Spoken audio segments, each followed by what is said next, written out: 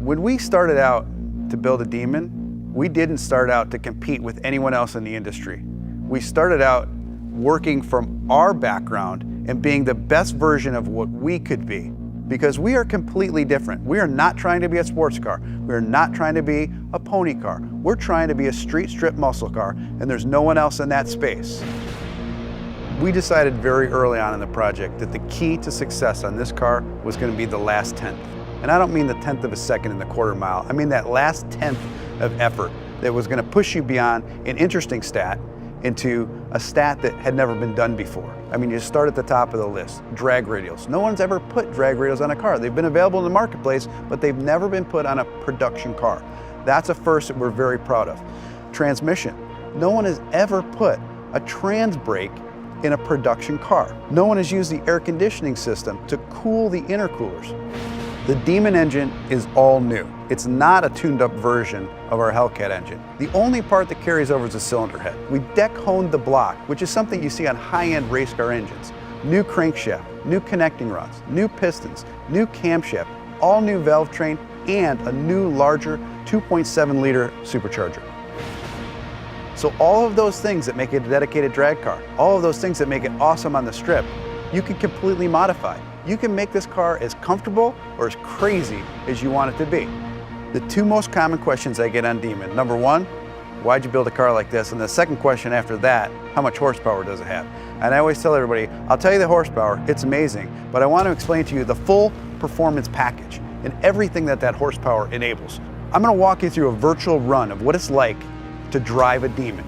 You strap yourself into a 4-point harness, take your red key, fire up the most powerful V8 production engine ever put in a car. Put your car into drag mode. Once you go into drag mode, your suspension is already pre-calibrated for maximum lift off the starting line. Activate your line lock.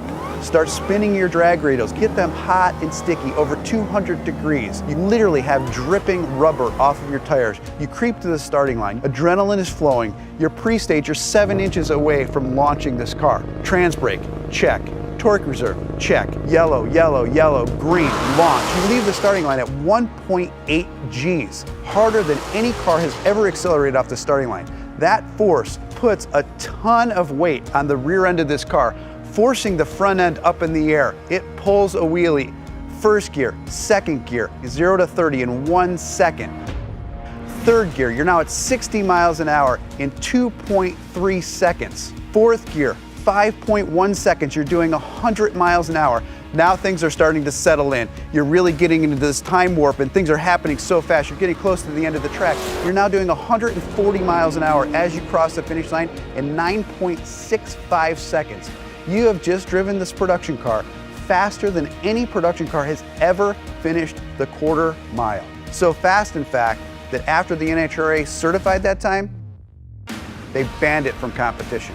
And it took 840 horsepower and 770 pound-feet of torque to do that. Being banned from the NHRA with this car at first sounds like a negative, but reality is it's really huge street credibility for this car. Even the National Hot Rod Association says you've pushed too far.